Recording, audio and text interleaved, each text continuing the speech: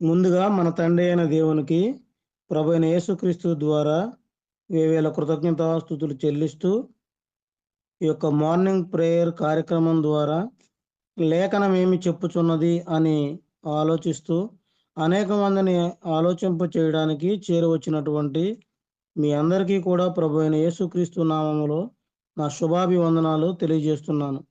అందరికీ వందనములు. సహోదరులు, అప్పారావు గారి ప్రారంభ ప్రార్థనతో ఈనాటి మార్నింగ్ ప్రేయర్ కార్యక్రమమును మనం ప్రారంభించుకుందాము. తండ్రి అయిన దేవుడికి కృతజ్ఞతలు చేరి వచ్చిన మీ అందరికీ కూడా యేసుక్రీస్తు ప్రభువు నామములో ఈ ఉదయకాలము వందనములు శుభములు తెలియపరుచుకుంటున్నామండి. లేఖనము ఏమి చెప్పుచున్నది కార్యక్రమాన్ని మనం ప్రార్థన ద్వారా ప్రారంభించుకుందాం. అందరూ తలలు ఉంచుకుంటే ప్రార్థన. సర్వోన్నతుడు అయిన మా తండ్రి, మహోన్నతుడు అయిన మా దేవ, మీ ఘనమైన నామమునకు కృతజ్ఞతలు స్తుతులు స్తోత్రములు చెల్లించుకుంటున్నాం తండ్రి. ఉదయకాలమున లేఖనము ఏమి చెప్పుచున్నదనే కార్యక్రమంలో మమ్మల్ని అందరినీ నాయన సమకూర్చి మీ లేఖనాన్ని చదువుకొనుటకు, మీ నామమును ప్రార్థించుకొనుటకు మీరు మా ఎడల చూపించిన కృపను బట్టి, ఇచ్చిన ఆయురారోగ్యములను బట్టి ప్రత్యేకంగా మీకు కృతజ్ఞతాస్తుతులు చెల్లిస్తున్నాం తండ్రి. చేరి వచ్చిన మీ పిల్లలందరినీ సేవకులను దీవించమని ప్రార్థిస్తున్నాం తండ్రి. రావలసిన వారిని సకాలంలో నడిపించమని వేడుకుంటున్నాం తండ్రి. ఈ కార్యక్రమం ఆది నుంచి అంతం వరకు క్రమముగా మర్యాదగా తండ్రి మీ నామమునకు మహిమ కలుగునట్లుగాను, మీ సన్నిధిలో మేము కనికరింపబడినట్లుగాను మాకు కావలసిన మంచి జ్ఞానము, వినయ విధేయతలు నిమ్మని ప్రార్థిస్తున్నాం. వాక్యాన్ని చదివినటువంటి వారికి, పాటలు పాడినటువంటి వారికి, వాక్యాన్ని వివరించిన వారికి సమస్తం నాయన అర్థవంతంగా నాయన చేయటానికి సహాయం అందించి మీరే మహిమ పొందమని యేసు క్రీస్తు ప్రభువు నామమున ప్రార్థించడి వేడుకుంటున్నాం తండ్రి. ఆమేన్. వందనాలండి. ప్రార్థన చేసినటువంటి సహోదరులు అప్పారావు గారికి ప్రత్యేకంగా వందనములు తెలియజేస్తున్నాము. పాటల కార్యక్రమంలో భాగంగా మొదటి పాట అప్పారావు గారు పాడి వినిపిస్తారు. తర్వాత రెండవ పాటగా సహోదరులు స్వామి గారు పాడి వినిపిస్తారు. సరేనండి.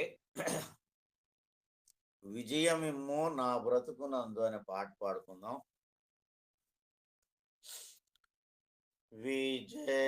విజయమిమ్ము నా బ్రతుకునందు నిజ రక్షక నా యేసునాథ.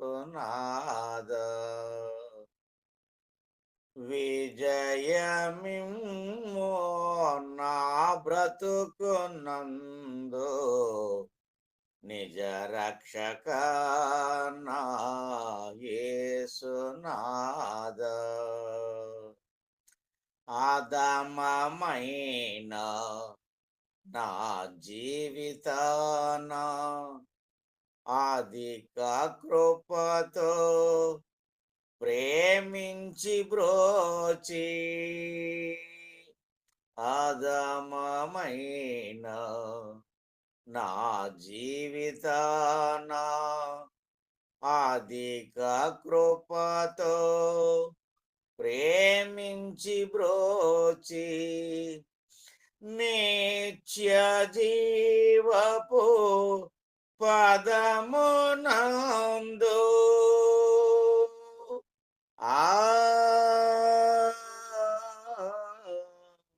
నిత్య జీవపు పదమునందు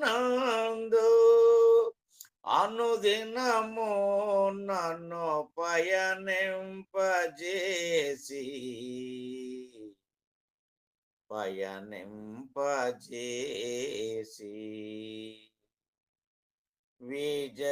విజయమిమ్ము నా బ్రతుకునందు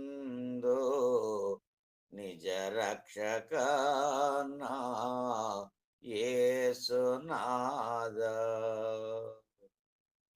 శోధన నిండిన ఈ లోకమందున అడుగు అడుగున హృదయ వేదన.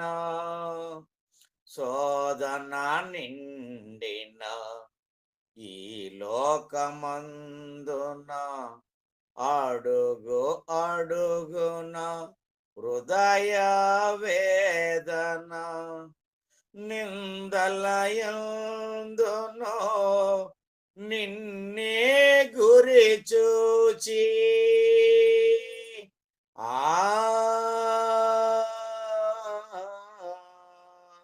నిందలయందునో నిన్నే గురి చూచి ప్రేమ విందుకై నిన్ను వెంబడింప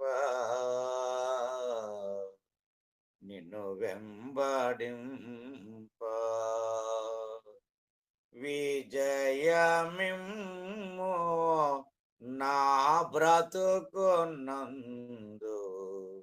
నిజ రక్షక నా యేసునాథ. మహిమకరమైన శాశ్వత వెలుగులో కలహములన్నీయో గెలిచి నిలచి. మహిమకరమైన శాశ్వత వెలుగులో కలహములన్నీయో గెలిచి నిలచి. అహమునంతయో అణచివేసి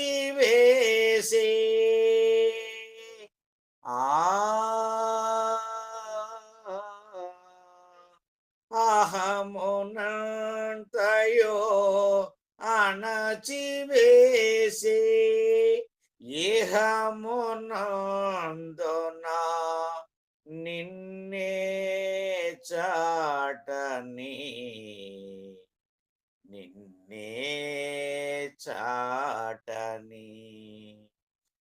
విజయమిమ్ము నా బ్రతుకునందు నిజ రక్షక నా యేసునాథ. సకల సృష్టికి కర్తవు నీవై నమ్మిన వారికి రక్షణ నీవై. సకల సృష్టికి కర్తవు నీవై నమ్మిన వారికి రక్షణ నీవై. అవసరాలలో ఆర్తవు నీవై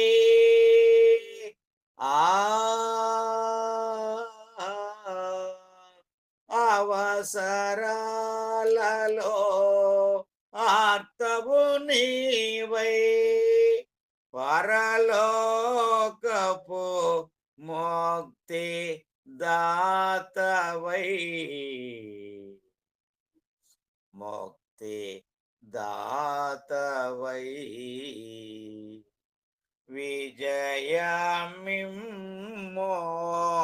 నా బ్రతుకునందు నిజ రక్షక నా యేసునాథ. వందనాలండి. దేవునికి కృతజ్ఞత స్తుతులు కూడొచ్చు. మీ అందరికీ యేసు ప్రభు నామములో వందనాలండి. క్రీస్తును గూర్చి మీకు ఏమి తోచుతున్నదన్న పాట పాడదాము అందరు కలిసి. వచ్చిన పాటే. క్రీస్తుని గూర్చి మీకు ఏమి తోచుచున్నది,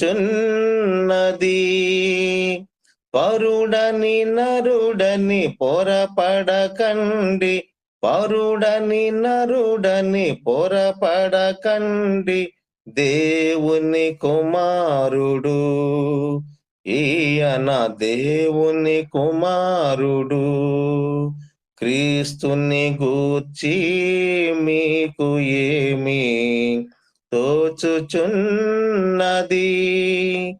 పరుడని నరుడని పొరపడకండి, పరుడని నరుడని పొరపడకండి, దేవుని కుమారుడు, ఈయన దేవుని కుమారుడు.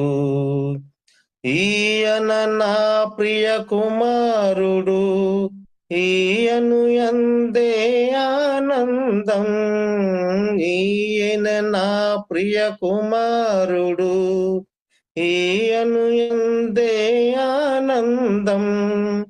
తండ్రియే పలికును తనయుని గూర్చి మీకేమి తోచుచున్నది? తండ్రియే పలికెను తనయును గూర్చి మీకేమి తోచుచున్నది? క్రీస్తుని గూర్చి మీకు ఏమి తోచుచున్నది? పరుడని నరుడని పొరపడకండి, పరుడని నరుడని పొరపడకండి, దేవుని కుమారుడు, ఈయన దేవుని కుమారుడు. అక్షయుడునుచు రక్షకుడనుచు అక్షయుని సాటిరి దూతలు గొల్లలకు, రక్షకుడనుచు అక్షయుని సాటిరి దూతలు గొల్లలకు, ఈ శుభవార్తను వినియున్నా మీకేమి తోచుచున్నది? ఈ శుభవార్తను వినియున్నా మీకేమి తోచుచున్నది? క్రీస్తుని గూర్చి మీకు ఏమి తోచుచున్నది? పరుడని నరుడని పొరపడకండి, పరుడని నరుడని పొరపడకండి, దేవుని కుమారుడు, ఈయన దేవుని కుమారుడు. నీవు దేవుని పరిశుద్ధుడవు, మా జోలికి రావద్దనుచు, నీవు దేవుని పరిశుద్ధుడవు, మా జోలికి రావద్దనుచు, దెయ్యములే గుర్తించచాటగా మీకేమి తోచుచున్నది? దెయ్యములే గుర్తించచాటగా మీకేమి తోచుచున్నది? క్రీస్తుని గూర్చి మీకు ఏమి తోచుచున్నది? పరుడని నరుడని పొరపడకండి, పరుడని నరుడని పొరపడకండి, దేవుని కుమారుడు, ఈయన దేవుని కుమారుడు. నీవు సజీవుడైవైనా నిజముగా దైవ కుమారుడవు, నీవు సజీవుడవైనా నిజముగా దైవ కుమారుడవు, క్రీస్తువు నీవని పేతురు పలకగా మీకేమి తోచుచున్నది?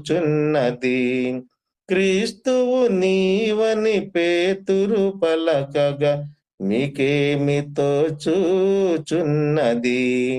క్రీస్తుని గూర్చి మీకు ఏమి తోచుచున్నది?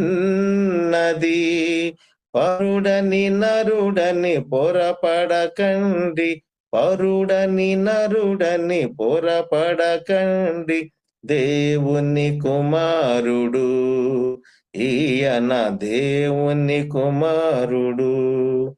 నిజముగా ఈయన దేవుని కుమారుడైన సైనికులు, నిజముగా ఈయన దేవుని కుమారుడైన సైనికులు, శతాధిపతియే సాక్ష్యమీయగా మీకేమి తోచుచున్నది. శతాధిపతియే సాక్ష్యమీయగా మీకేమి తోచుచున్నది. క్రీస్తుని గూర్చి మీకు ఏమి తోచుచున్నది. పరుడని నరుడని పొరపడకండి, పరుడని నరుడని పొరపడకండి, దేవుని కుమారుడు ఈయన, దేవుని కుమారుడు. కన్నులు లేని కబోదిని గాని చూచుచుంటినని, కన్నులు లేని కబోదిని గాని చూచుచుంటినని, అందుడు పలికిన చందము చూడగా మీకేమి తోచుచున్నది. అందుడు పలికిన చందము చూడగా మీకేమి తోచుచున్నది. క్రీస్తుని గూర్చి మీకు ఏమి తోచుచున్నది. పరుడని నరుడని పొరపడకండి, పరుడని నరుడని పొరపడకండి, దేవుని కుమారుడు ఈయన, దేవుని కుమారుడు. మర్మములెరిగిన మహనీయ మరుగై ఉండకపోతినని, మర్మములెరిగిన మహనీయ మరుగై ఉండకపోతినని, సమరయ స్త్రీయే సాక్ష్యమీయగా మీకేమి తోచుచున్నది. సమరయ స్త్రీయే సాక్ష్యమీయగా మీకేమి తోచుచున్నది. క్రీస్తుని గూర్చి మీకు ఏమి తోచుచున్నది. పరుడని నరుడని పొరపడకండి, పరుడని నరుడని పొరపడకండి, దేవుని కుమారుడు ఈయన, దేవుని కుమారుడు. అన్నారండి. ఇప్పటి వరకు చక్కగా పాటలు పాడి వినిపించినటువంటి సహోదరులు అప్పారావు గారికి, స్వామి గారికి వందనములు తెలియజేస్తున్నామండి. వాక్యపఠనంలో భాగంగా ఆదికాండము 31వ అధ్యాయమును మనం చదువుకుందాము. అందరూ 10 వచనాలు చదవవలసిందిగా కోరుతున్నాను. స్వామి గారు మొదట, తర్వాత సుజయ్ చక్రవర్తి గారు, తర్వాత నీతి, తర్వాత అప్పారావు గారు, తర్వాత మిగతా వచనాలన్నీ కూడా చివరి వరకు నేను చదువుతాను. ప్రారంభించండి స్వామి గారు.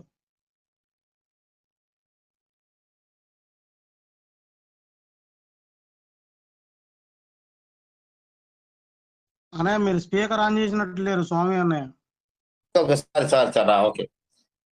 లాబాను కుమారులు మన తండ్రికి కలిగినది యావత్తును యాకోబు తీసుకుని మన తండ్రికి కలిగిన దాని వలన ఈ యావదాస్తి సంపాదించినని చెప్పుకొనిన మాటలు యాకోబు వినును.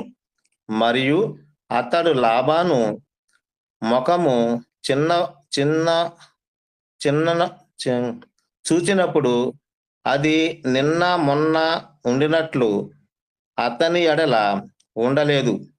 అప్పుడు యెహోవా నీ పితరుల దేశమునకు నీ బంధువుల యొద్దకు తిరిగి వెళ్ళుము, నేను నీకు తోడే ఉండునని యాకోబుతో చెప్పగా, యాకోబు పొలములో తన మంద యొద్దకు రాహేలును లేయను పిలవనంపి వారితో ఇట్లనెను, మీ తండ్రి కటాక్షము నిన్న మొన్న నా మీద ఉండనట్లు ఇప్పుడు నా మీద ఉండలేదని నాకు కనబడుచున్నది.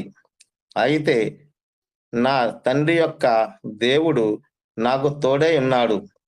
మీ తండ్రికి నా యవచ్యుతితో కొలువు చేసితినని మీకు తెలిసి ఉన్నది. మీ తండ్రి నన్ను మోసపుచ్చి 10 మార్లు నా జీతము మార్చెను. అయినను దేవుడు అతన్ని నాకు హాని చెయ్యనీయలేదు. అతడు పొడులు గలవి నీ జీతమగునని చెప్పిన యెడల అప్పుడు మందలన్నీయు పొలముల పొడులు గల పిల్లలని నేను చారులు గలవి నీ జీతమగునని చెప్పిన యెడల అప్పుడు మందలన్నీయు చారులు గల పిల్లలని నేను అట్లా దేవుడు మీ తండ్రి పశువులను తీసుకొనికిచ్చెను. మందలు సూలికట్టు కాలమున నేను స్వప్నమందు కన్నులెత్తి చూడగా గొర్రెలను దాటి పొట్టేళ్లను చారులైనను పొడులైనను మచ్చలైనను గలవై ఉండును. అంతేనా? మరియు ఆ స్వప్నమందు దేవుని దూత యాకోబును నన్ను పిలువగా చిత్తం ప్రభువా అని చెప్పి తిని. అప్పుడు ఆయన, నీ కనులెత్తి చూడుము, గొర్రెలను దాటుచున్న పొట్టేళ్లన్నీ చారలైనను పొడలైనను మచ్చలైనను గలవి. ఎలై అనగా లాబాను నీకు చేయుచున్నది యావత్తు చూచి తిని. నీవెక్కడ స్తంభము మీద నూనె పోసితివో, ఎక్కడ నాకు మొక్కుబడి చేసితివో ఆ బేతేలు దేవుడును నేనే. ఇప్పుడు నీవు లేచి ఈ దేశంలో నుండి బయలుదేరి నీవు పుట్టిన దేశమునకు తిరిగి వెళ్ళమని నాతో చెప్పాను. అందుకు రాహేలు లేయయు ఇంకా మా తండ్రి ఇంట మాకు పాలు పంపులు ఎక్కడివి? అతడు మమ్మను అన్యులుగా చూచుట లేదా? అతడు మమ్మను అమ్మివేసి మాకు రావలసిన ద్రవ్యమును బొత్తిగా తినివేశను. దేవుడు మా తండ్రి యొద్ద నుండి తీసివేసిన ధనమంతయు మాదియు మా పిల్లలదియు నై ఉన్నది కదా. కాబట్టి దేవుడు చెప్పినట్లనే చేయమని ఆయనకి ఉత్తరమీయగా యాకోబు లేచి తన కుమారులను భార్యలను ఒంటరి మీద నెక్కించి కనాను దేశమునకు తన తండ్రి అయిన ఇస్సాకు నొద్దకు వెళ్ళుటకు తన పశువులన్నిటినీ తాను సంపాదించిన సంపద యావత్తు 16లో తాను సంపాదించిన ఆస్తి యావత్తును తీసుకొని పోయాను. లాబాను తన గొర్రెల బొచ్చు కత్తిరించుటకు వెళ్ళి ఉండగా రాహేలు తన తండ్రి ఇంటను ఉన్న గృహదేవతను దొంగిల్లెను. యాకోబు తాను పారిపోచున్నానని సిరియావాడైన లాబానుకు తెలియజేయక పోవుట వలన అతని మోసపుచ్చిన వాడాయను. అతడు తనకు కలిగినదంతయో తీసుకొని పారిపోయాను. అతడు లేచి నది దాటి గిలాదు కొండతట్టు అభిముఖుడై వెళ్ళెను. యాకోబు పారిపోయినని 3వ దినమున లాబానుకు తెలుపబడెను.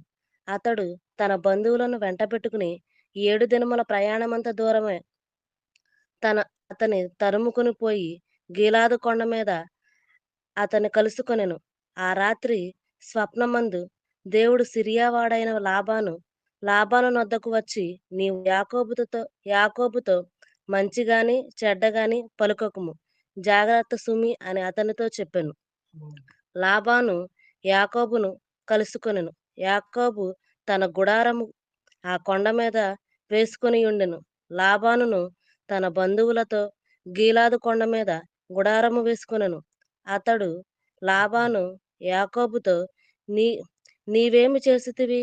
నన్ను మోసపుచ్చి కత్తితో చెరపట్టబడిన వారిని వలె నా కుమార్తెలను కొనిపోవలన నీవు నాకు చెప్పక రహస్యముగా పారిపోయి నన్ను మోసపుచ్చితివేలా? సంభ్రమముతోనూ పాటలతోనూ మద్దెలతోనూ సితారలతోనూ నిన్ను సాగనంపుదునే. అయితే నీవు నా కుమారులను నా కుమార్తెలను నన్ను ముద్దు పెట్టుకొనియక పిచ్చి పట్టినట్లు చేసితివి. మీకు హాని చేయుటకు నా చేతనపును. అయితే పోయిన రాత్రి మీ తండ్రి యొక్క దేవుడు నీవు యాకోబుతో మంచిగాని చెడ్డగాని పలుకకుము, జాగ్రత్త సుమి అని నాతో చెప్పెను. నీ తండ్రి ఇంటి మీద బహువాంఛ గలవాడవై వెళ్ళగోరిన ఎడల వెళ్ళుము. నా దేవతల నేల దొంగలివితి అనగా యాకోబు, నీవు బలవంతముగా నా యొద్ద నుండి నీ కుమార్తెలను తీసుకొందువేమో అనుకుని భయపడి తిని. అందరికి వందనాలండి.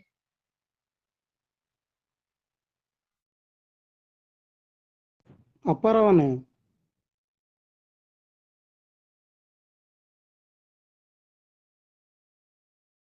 అప్పారావు అన్నయ్య స్పీకర్ ఆన్ చేయలేదు.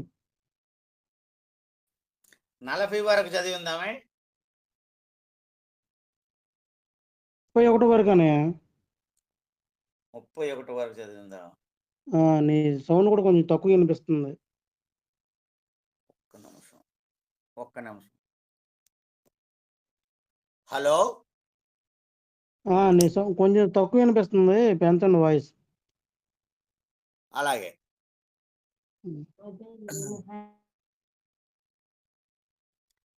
31 నుంచి చదువుకుందాం. యాకోబు, నీవు బలవంతముగా నా యొద్ద నుండి నీ కుమార్తెలను తీసుకొందువేమో అనుకుని భయపడి తిని. ఎవరి యొద్ద నీ దేవతలు కనబడునో వారు బతకకూడదు. నీవు నా యొద్దనున్న వాటిని మన బంధువుల ఎదుట వెదికి నీ దానిని తీసుకొనమని లాబానుతో చెప్పెను. రాహేలు వాటిని దొంగిలినని యాకోబునకు తెలియలేదు. లాబాను యాకోబు గుడారములలోనికి, లేయా గుడారములలోనికి, ఇద్దరి దాసీలను గుడారములలోనికి వెళ్ళెను. గాని అతనికి ఏమీయూ దొరకలేదు. తర్వాత అతడు లేయా గుడారములో నుండి బయలుదేరి రాహేలు గుడారములోనికి వెళ్ళెను. రాహేలు ఆ విగ్రహములను తీసుకొని ఒంటి సామాగ్రిలో పెట్టి వాటి మీద కూర్చుండెను. కాగా లాబాను ఆ గుడారమందంతటను తడివి చూచి నప్పటికిని అవి దొరకలేదు.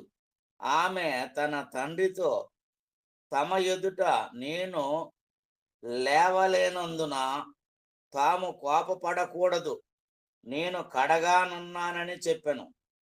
అతడెంత వెదికిననో ఆ విగ్రహములు దొరకలేదు. యాకోబు కోపపడి లాబానుతో వాదించి అతనితో ఇట్లనెను, ఇట్లో మండిపడి, నన్ను తరమనేల, నేను చేసిన ద్రోహమేమి, పాపమేమి? నీవు సమస్త సామాగ్రి తడివి చూచిన తర్వాత నీ ఇంటి వస్తువులన్నిటిలో ఏది దొరికినను నా వారి ఎదుటను నీ వారి ఎదుటను అది ఇట్లు తెచ్చిపెట్టుము.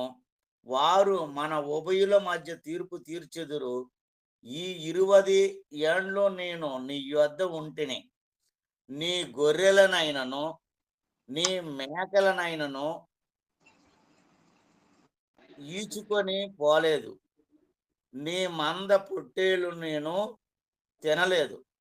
దుష్ట మృగముల చేత చీల్చబడిన దానిని నీ యొద్దకు తేక ఆ నష్టము నేనే పెట్టుకొంటిని.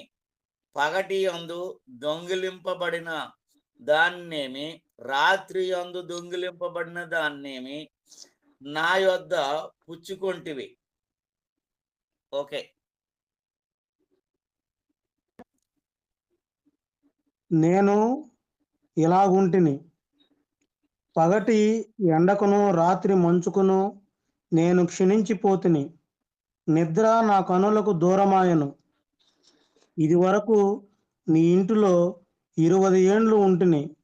నీ ఇద్దరి కుమార్తెల నిమిత్తము 14 ఏండ్లును, నీ మంద నిమిత్తము 6 ఏండ్లును నీకు కొలువు చేసితిని. అయినను నీవు నా జీతము 10 మార్లు మార్చితివి. నా తండ్రి దేవుడు అబ్రహాము దేవుడు, ఇస్సాకు భయపడిన దేవుడు నాకు తోడై ఉండని ఎడల నిశ్చయముగా నీవు నన్ను వట్టి చేతులతోనే పంపివేసియుందువు.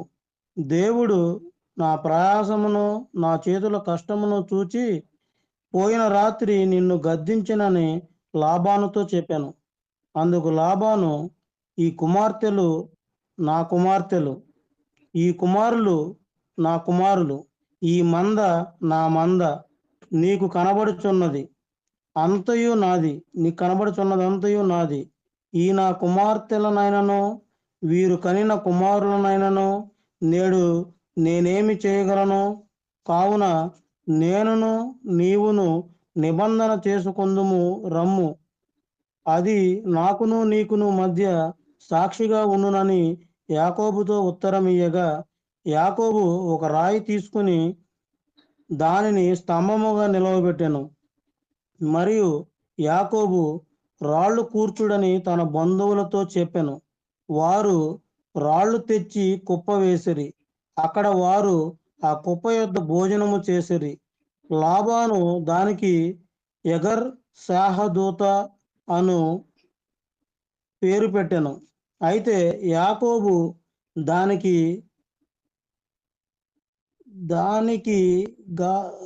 దానికిగా లేదు అను పేరు పెట్టెను. లాబాను, నేడు ఈ కుప్ప నాకును నీకును మధ్య సాక్షిగా ఉండునని చెప్పాను. కాబట్టి దానికి గలేదను పేరు పెట్టెను.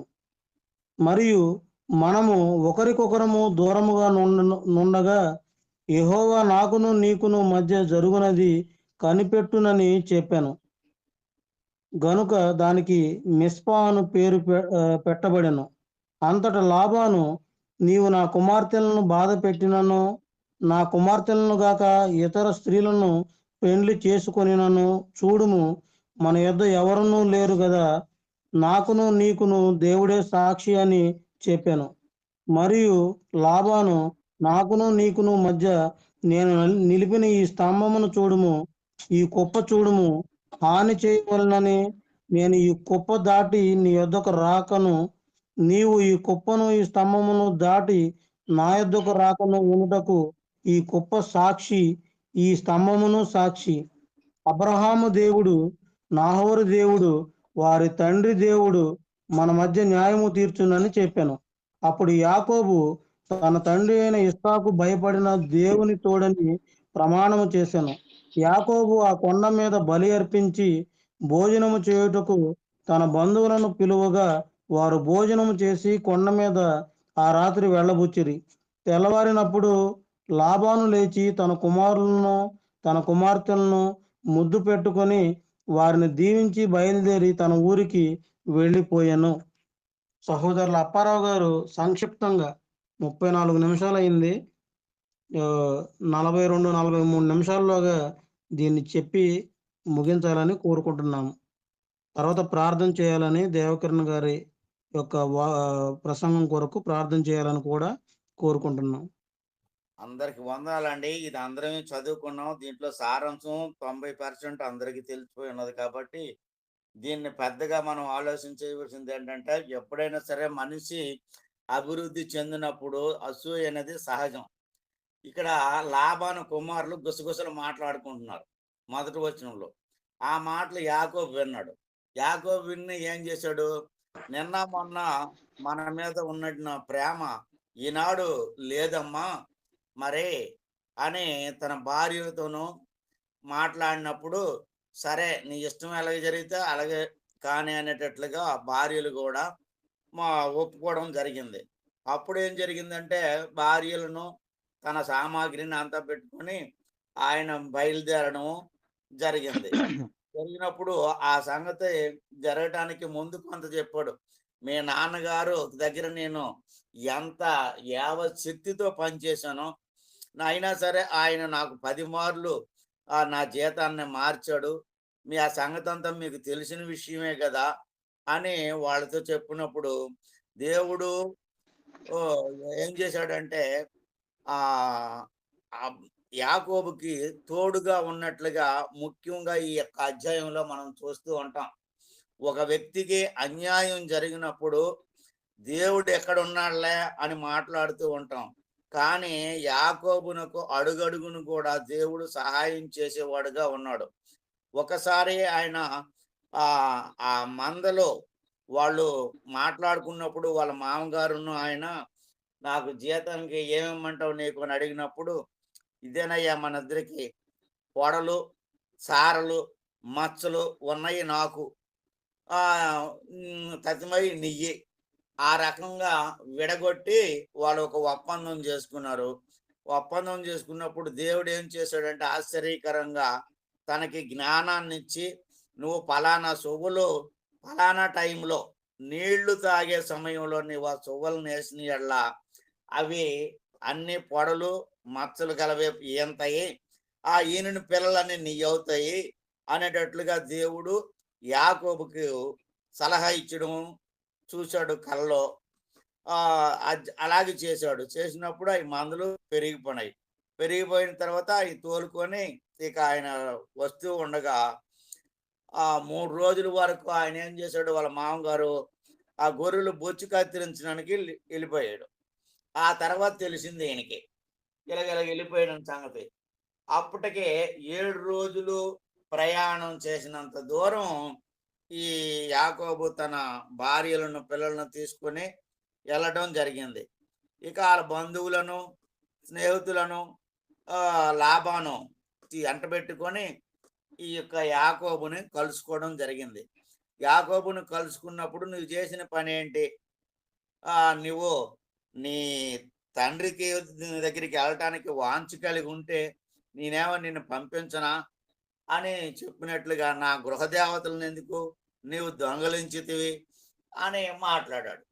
మాట్లాడినప్పుడు నీ గృహదేవతలు ఎవరి దగ్గర ఉంటే వాళ్ళు బతకూడదు, నువ్వు నిర్భయంగా వెతుక్కో అని చెప్పాడు. చెప్పినప్పుడు వెళ్ళి వాళ్ళు నలుగురు కదా యాకోబుకి భార్యలు, 2 కుమార్తెలు 2 దాసీలు, వాళ్ళ గుడారాల్లోనికి వెళ్ళి అవి తడివి చూసినప్పుడు ఎవరి దగ్గర ఇవి దొరకలేదు.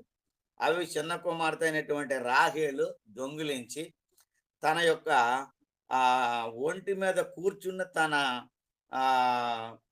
ముడ్డి కింద పెట్టినట్లుగా మనకి ఇక్కడ కనబడుతుంది. అప్పుడు అంత లెక్క చూసావు, మంచిది, ఎక్కడ దొరకలేదు కదా నాన్న, నేనైతే నాకు ఒంట్లో బాగలేదు, నేను ఇక్కడ కూర్చున్నాను, నన్ను ఇబ్బంది పెట్టొద్దు, నేను అసలే కడగా ఉన్నాను అంటే దాని అర్థం ఏంటంటే స్త్రీకి ఈ డేట్లు వస్తూ ఉంటాయి కదా, అలాంటి సమయంలో అప్పుడు ముట్టుకోరు, టచ్ చేయరు స్త్రీని. అలాంటి సందర్భంలో ఆమె చెప్పి వాటిని దొంగలించిన సంగతి అనేది ఇక్కడ మనం చూసాం. తర్వాత అక్కడ ఏం జరిగింది, వాళ్ళిద్దరికీ ఇక లేనప్పుడు ఇలాగ మరొద్దు, నీకు నాకు ఒక సపరేట్ అనేది ఉండాలా, కాబట్టి అక్కడ ఒక స్తంభం లాంటిది ఏర్పాటు చేసుకోవడం జరిగింది. రాళ్ళు కుప్ప వేయడం జరిగింది, సమాధానం పడడం జరిగింది. అందరూ భోజనం చేశారు. భోజనం చేసిన తర్వాత వాళ్ళు ఇంకా నీవు కానీ ఇటు రావద్దు, నేను అటు రాను అని ఒక దేవుని ఎదుట సాక్షిగా పెట్టుకున్నారు. అయితే ఇంత కోపముతో వెళ్ళినటువంటి లాబానుకు దేవుడు ఒక వార్నింగ్ ఇచ్చాడు. ఏంట వార్నింగ్ అంటే, నీవు మంచి గాని చెడ్డ గాని యాకోబుతో మాట్లాడుకు సుమే అని వార్నింగ్ ఇవ్వటం మూలంగా ఇంత కోపముతో వెళ్ళినటువంటి ఈ లాబాను, అయ్యా నీ తండ్రి దేవుడు, నీ తాత దేవుడు, నీ ముత్తాత దేవుడు అనేటట్లుగా మాట్లాడడం జరిగింది.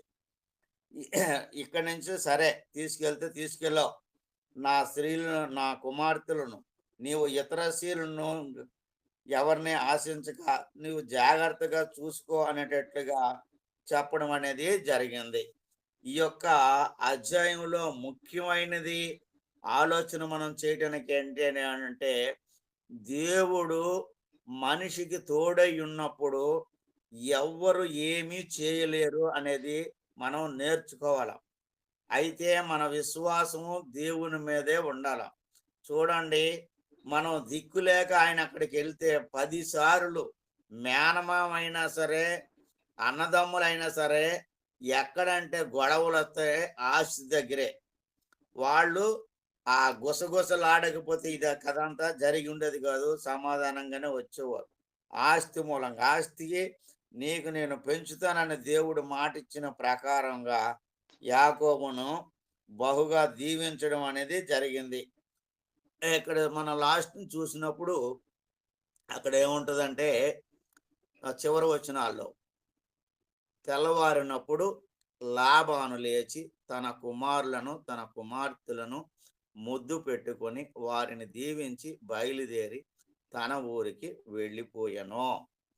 ఇది దేవుని దయ వలన వాళ్ళు ఒకరు చంపుకోకుండా సమాధానకరంగా మళ్ళా ముద్దు పెట్టుకొని తన గృహానికి తన్ను వెళ్ళిపోయినట్లుగా ఈ యొక్క వచనంలో మనం చూసాం.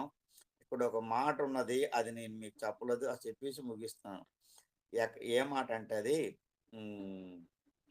47వ వచనంలో యాగర్ సహదూత అనే మాటకి అర్థం ఏంటంటే సాక్షి గొప్ప.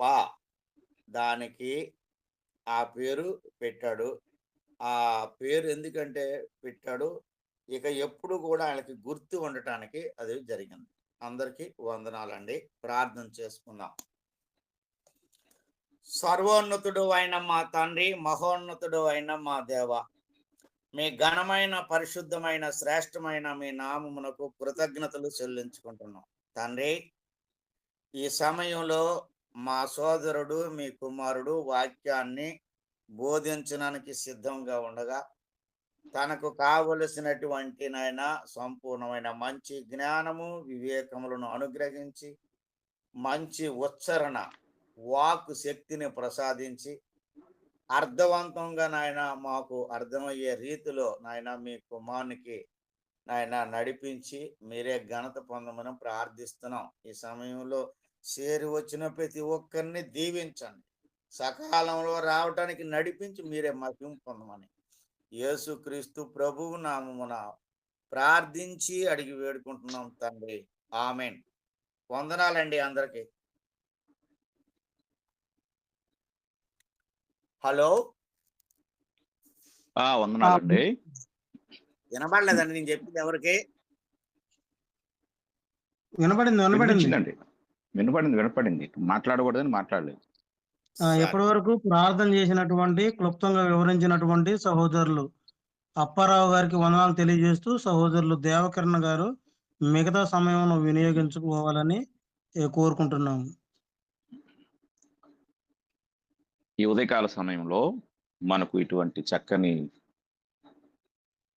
అవకాశమును అనుగ్రహించిన మన పరలోకపు తండ్రి అయిన దేవునికి నా కృతజ్ఞతాస్తుతులు చెల్లిస్తూ ఉన్నాను. ఆ విధముగానే ఈ సమయంలో దేవుని మాటలు వినుటకు సిద్ధముగా ఉన్న నా ప్రియ సహోదరులందరికీ కూడా నా ప్రత్యేకమైన వందనములు తెలియజేస్తూ ఉన్నాను. ఈరోజు మనము దైవత్వమును గుర్చిన ఈ వాక్య భాగంలో మరొక నూతన విషయాన్ని ధ్యానించబోతున్నాము. మనము ఈ భాగంలో మొదటి నుండి కూడా దేవుని యొక్క నామములు మరియు బిరుదులు అనే టాపిక్లో ఎలోహిం అనే మాటను గురించి ధ్యానించాము. తర్వాత యెహోవా అనే పేరును గురించి, అదోనాయ్ అనే పేరును గురించి ధ్యానించాము. యెహోవా అను పేరుతో జతపరచబడిన బిరుదులు, అలాగే ఏల్ అను పేరుతో జతపరచబడిన బిరుదులు, వాటిని గురించి ఈ మొదటి భాగంలో ఆ మొదటి పాయింట్లో ఇవన్నీ కూడా ధ్యానిస్తూ వచ్చాం. ఈరోజు మనము దైవత్వంలో రెండవ భాగాన్ని గురించి ధ్యానించబోతూ ఉన్నాం. ఈ రెండవ భాగాన్ని గురించి మనం ధ్యానిస్తూ ఉండగా దేవుని యొక్క ఉనికి అనే ఆ భాగాన్ని ఈరోజు మనము ధ్యానించబోతున్నాం. దేవుని యొక్క ఉనికి అనేది అత్యంత ప్రాముఖ్యమైన విషయమై ఉన్నది. దేవుని యొక్క ఉనికి అనగా దేవుని యొక్క ఉనికి ఈ సృష్టి అంతట్లో కూడా ఏ విధంగా ఉన్నది, లేక దేవుడు ఉన్నాడు అని మనం తెలుసుకున్నటకు కావలసిన సాక్ష్యాలను మనం ఈ యొక్క అంశంలో నేర్చుకోబోతున్నాం. దేవుని ఉనికికి సాక్ష్యములు, ఎవిడెన్స్ ఆఫ్ ద గాడ్. అంటే దేవుడు ఉన్నాడు అని మనము చెప్పుటకు ఆధారాలేంటి, లేక సాక్ష్యములేంటి? ఈరోజు ప్రతి విషయానికి కూడా సాక్ష్యాధారాలు మనం కోరుతూ ఉంటాం. అయితే దేవుడు ఉన్నాడు అని మనము నమ్ముటకు కొన్ని సాక్ష్యాధారాలను మనము దేవుని యొక్క గ్రంథము నుండి, అలాగే దేవుని యొక్క గ్రంథానికి వేరుగా కూడా మనము ఈరోజు కొన్ని విషయాలను మనము ధ్యానిద్దాం. మొదటిగా దేవుడు ఉన్నాడు అని చెప్పుటకు మొదటి సాక్ష్యం ఏమిటి అంటే విశ్వమును గూర్చిన తర్కము. దీన్ని ఇంగ్లీష్లో ద కాస్మోలాజికల్ ఆర్గ్యుమెంట్ అంటారు. అంటే విశ్వము దేవుని యొక్క ఉనికిని తెలియజేస్తూ ఉంది. విశ్వము దేవుని యొక్క ఉనికి అంటే దేవుడు ఉన్నాడు అని చెప్పుటకు ఈ యూనివర్స్ లేక ఈ సృష్టి దేవుడు ఉన్నాడు అని చెప్పుటకు ఈ సృష్టి ఎంతో అద్భుతమైన సాక్ష్యాన్ని మనకు తెలియజేస్తూ ఉంది. కనుక మనము ఈ సాక్ష్యాన్ని మనము తెలుసుకున్నటకు దేవుని యొక్క వాక్యాన్ని పరిశీలించినట్లయితే మొట్టమొదటిగా దేవుని వాక్యము నుండి కొన్ని విషయాలను మనం పరిశీలిద్దాం. దేవుని యొక్క వాక్యము మనం ఆలోచన చేసినట్లయితే అపోస్తులైన పౌలు గారు ఆయన తన యొక్క సువార్త ప్రయాణంలో ఎన్నో విషయాలను దేవుని గురించి అన్యజనుల మధ్య బోధించారు. కనుక దేవుడు ఉన్నాడు అని చెప్పుటకు ఈ సృష్టి ఒక గొప్ప ఆధారంగా, సాక్ష్యంగా మనకు తెలియచేయబడుతుంది.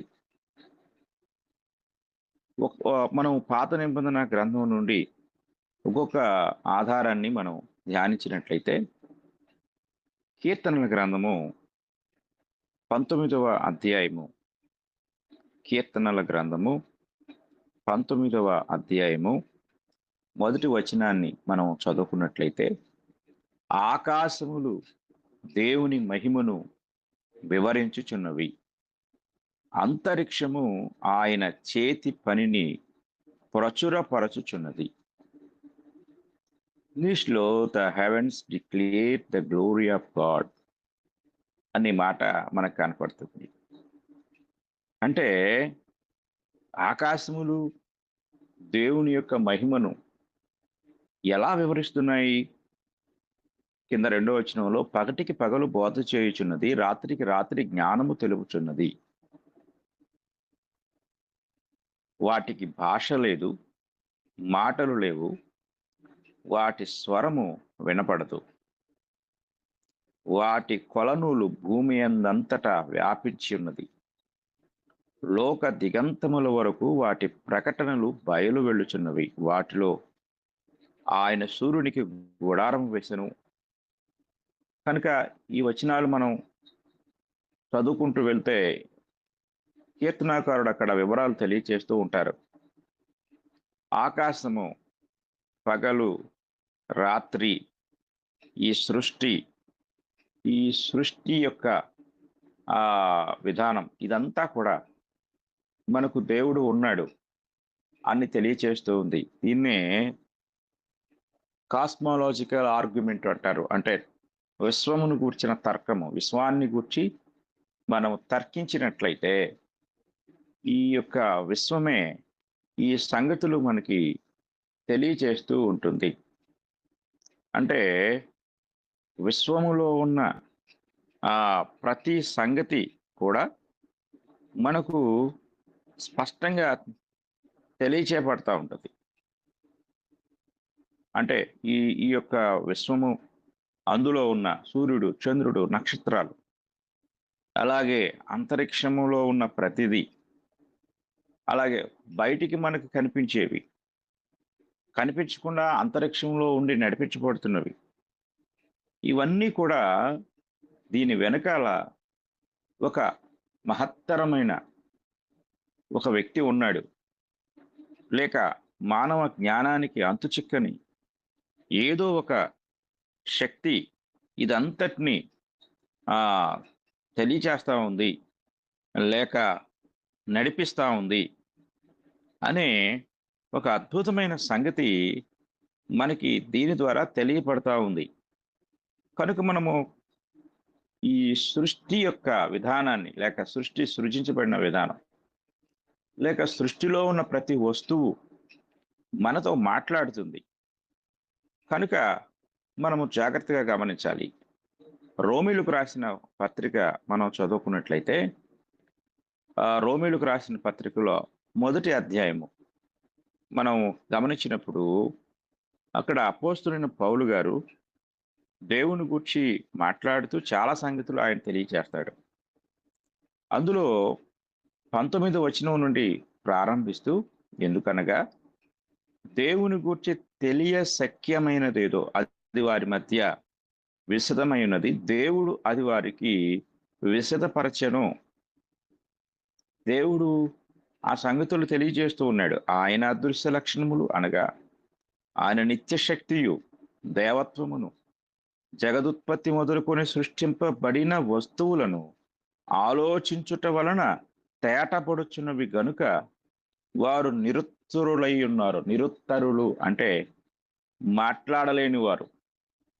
కనుక ఈ భాగాన్ని మనం జాగ్రత్తగా పరిశీలించినప్పుడు ఈ సృష్టిలో ఉన్న ప్రతి సంగతి కూడా, అలాగే దేవుని యొక్క అదృశ్య లక్షణాలు, ఆయన అదృశ్య లక్షణాలు, అలాగే ఆ అదృశ్యుడైన దేవుని యొక్క అమోఘమైన శక్తి, నిత్యశక్తి, అంటే ఈ సృష్టిని సృజించటంలో ఉన్న శక్తి ఎక్కడ మనకి కనపడుతూ ఉంటుంది. ఆయన ఎలాంటి శక్తివంతుడు అనేది మనము జాగ్రత్తగా ఆలోచించితే ఆయన నిత్యశక్తి మనకు ఇక్కడ స్పష్టంగా తెలియజేయబడతా ఉంది.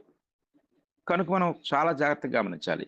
ఇదంతా కూడా దేవుడు ఉన్నాడు అని మనము నమ్మటానికి ఒక గొప్ప ఆధారంగా మనం గ్రహించవచ్చు.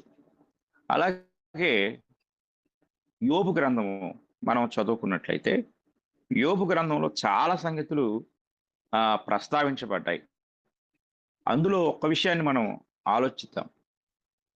యోబు గ్రంథము మనం చదువుకున్నట్లయితే 12వ అధ్యాయం, యోబు గ్రంథం 12వ అధ్యాయము 7వ వచనం నుండి మనం చదువుకుందాం. 7వ వచనం నుండి, అయినను మృగములను విచారించుము, అవి నీకు బోధించును. ఆకాశ పక్షులను విచారించుము, అవి నీకు తెలియచేయును. భూమిని గూర్చి ధ్యానించిన ఎడల అది నీకు బోధించును. సముద్రములోని చేపలను నీకు దాని వివరించును. వీటి అన్నిటిని బట్టి యోచించుకుని ఎడల యెహోవా హస్తము వీటిని కలుగు చేసనని తెలిసి కొనలేని వాడెవడు?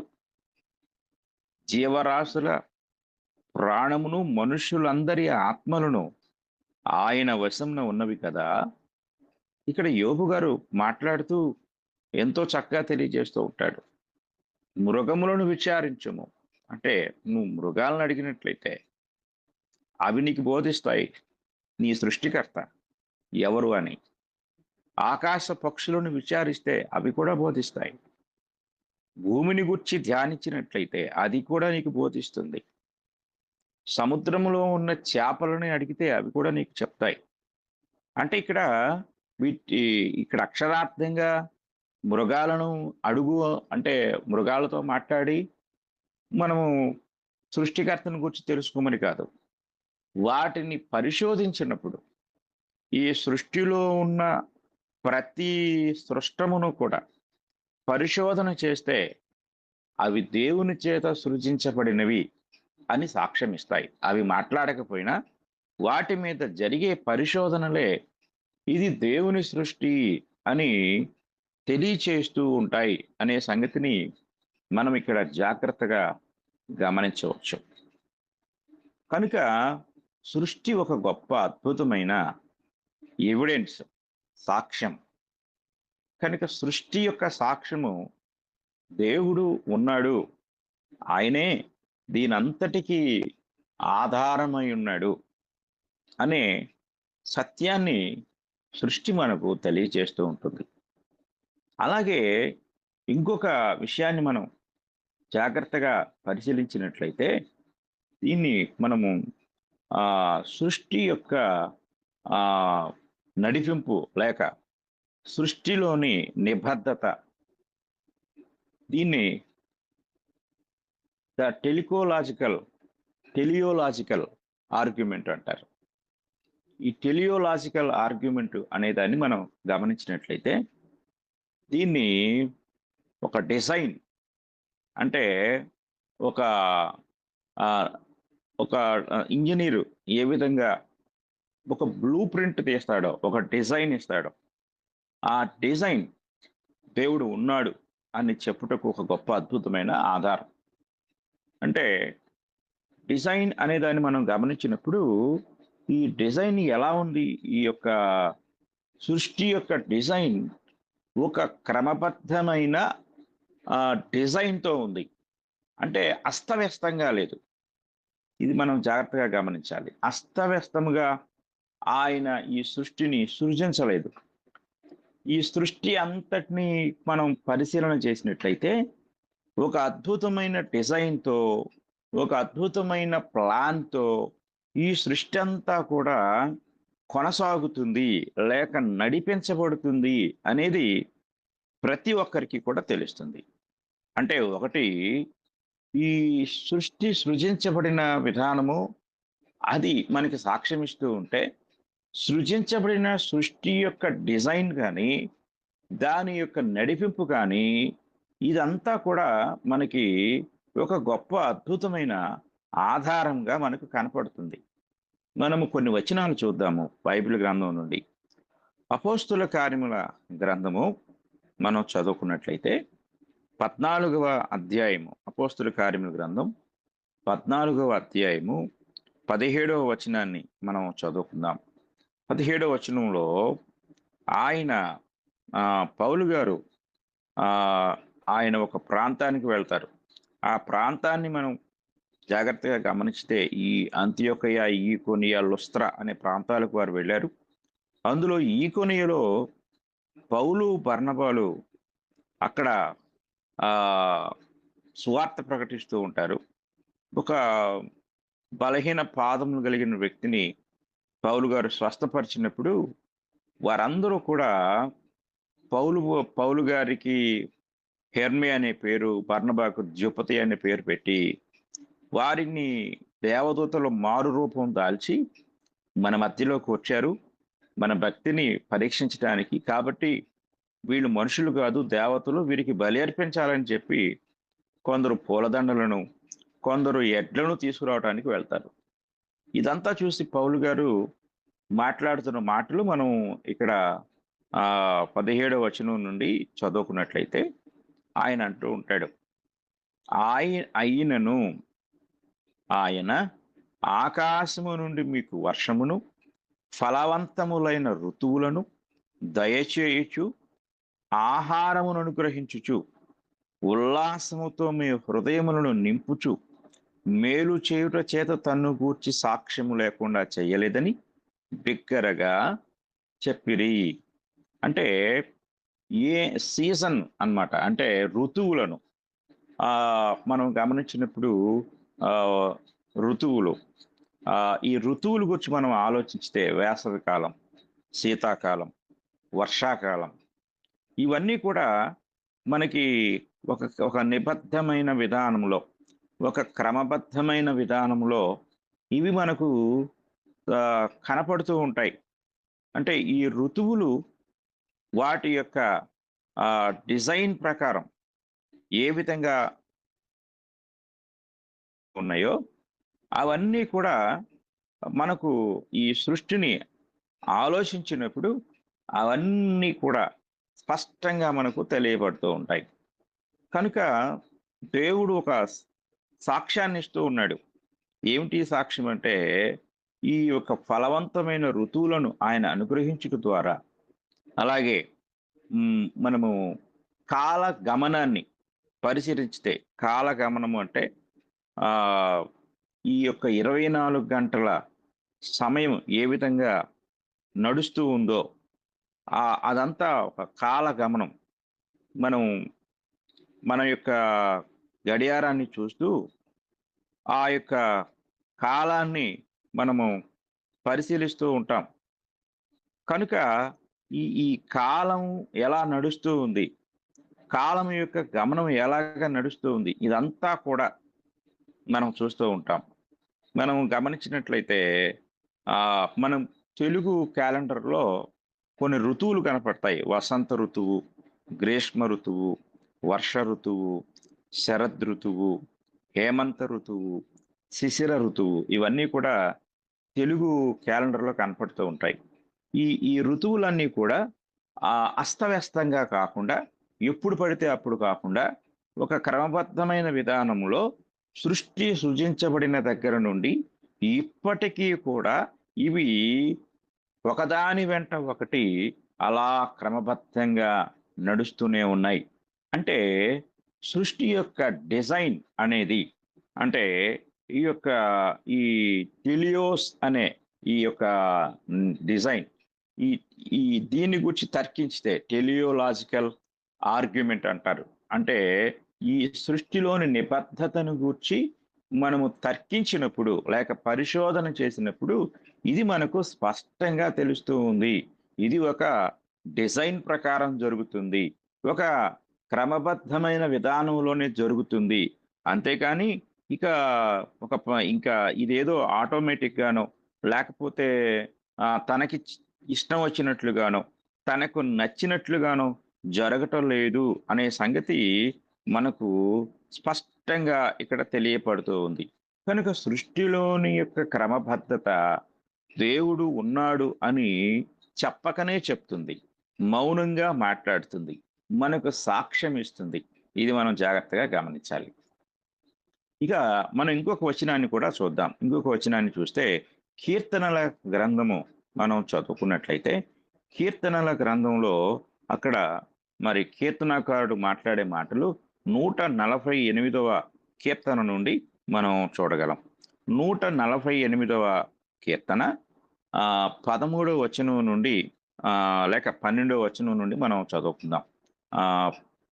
యవనులు, కన్యలు, వృద్ధులు, బాలురు అందరూ యెహోవా నామమును స్తుతించుదురుగాక. ఆయన నామము మహోన్నతమైన నామము, ఆయన ప్రభావము భూమ్యాకాశములకు పైగా ఉన్నది. ఆయన తన ప్రజలకు ఒక శృంగమును హెచ్చించి ఉన్నాడు. అది ఆయన భక్తులకందరికీ, ఆయన చెంత చేరిన జనులకు, ఇశ్రాయేలీలకును ప్రఖ్యాతికరంగా ఉన్నది. యెహోవాను స్తుతించుడి. కనుక ఇక్కడ మనము ఈ వచనాలు గమనించినట్లయితే అసలు ఈ కీర్తన అంతా మనం చదవగలిగితే ఇక్కడ ఈ కీర్తనలో చాలా అద్భుతమైన విషయాలు కనపడతాయి. యెహోవాను స్తుతించుడి, ఆకాశవాసులారా యెహోవాను స్తుతించుడి, ఉన్నత స్థలములో నివాసులారా ఆయనను స్తుతించుడి, ఆయన దూతలారా మీరందరూ ఆయన స్తుతించుడి, ఆయన సైన్యములారా మీరందరూ ఆయన స్తుతించుడి, సూర్యచంద్రులారా ఆయన స్తుతించుడి, కాంతిగల నక్షత్రములారా మీరందరూ ఆయన స్తుతించుడి, పరమాకాశములారా ఆకాశము పైనున్న జలములారా ఆయన స్తుతించుడి. యెహోవా ఆజ్ఞ ఇయ్యగా అవి పుట్టెను, అవి యెహోవా నామమును స్తుతించును గాక. ఆయన వాటిని నిత్య స్థాయువులుగా స్థిరపరిచి ఉన్నాడు.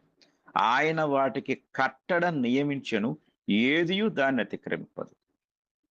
చూడండి, ఇక్కడ ఏది కూడా దాన్ని అతిక్రమించదంట. ఎంత అద్భుతమైన విషయం ఇది, మనం జాగ్రత్తగా గమనించవలసిన వారమై ఉన్నాం. కనుక సృష్టిలోని ఒక క్రమబద్ధమైన డిజైన్, ఈ డిజైను దేవుని యొక్క డిజైన్, దేవుడే దీన్ని డిజైన్ చేశాడు అనే విషయము మనకి ఎంతో స్పష్టంగా దేవుని గుర్చిన సాక్ష్యాన్ని, దేవుడు ఉన్నాడు అనే సత్యాన్ని ఎంతో అద్భుతంగా మనకు తెలియజేస్తూ ఉంది.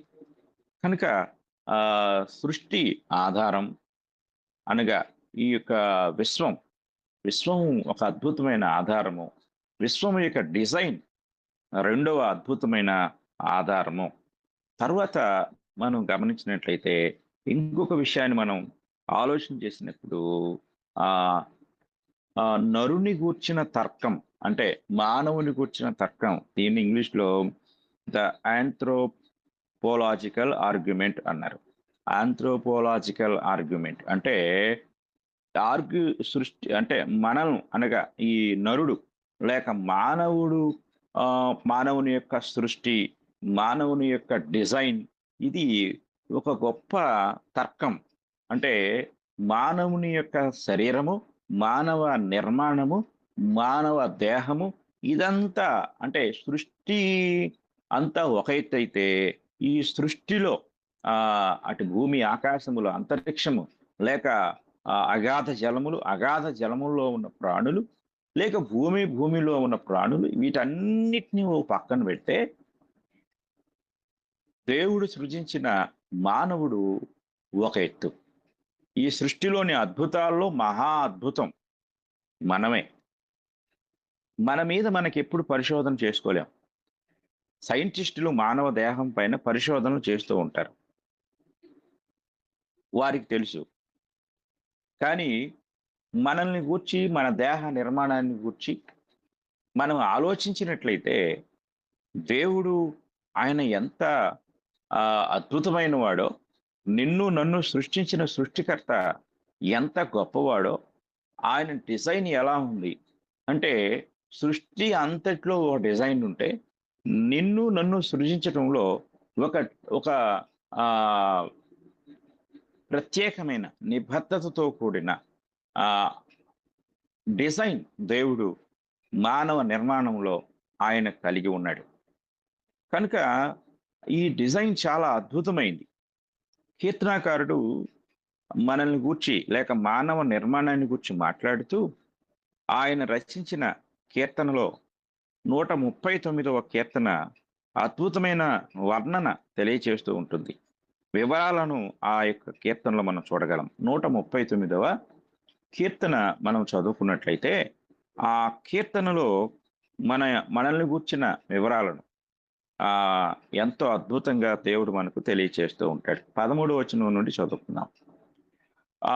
12 వచనాల వరకు ఆయన దేవుడు సర్వాంతర్యామిగా, సర్వజ్ఞానిగా తనను గురించి తాను చెప్పుకుంటూ వస్తాడు. అయితే ఇక్కడ రచయిత కీర్తనకారుడు ఇక మానవ నిర్మాణాన్ని గురించి ఫోకస్ చేస్తాడు. 13వ అధ్యాయంలో మానవ నిర్మాణం పైన దృష్టి కేంద్రీకరించితే, నా అంతరింద్రియములను నీవే కలుగు చేసితివి.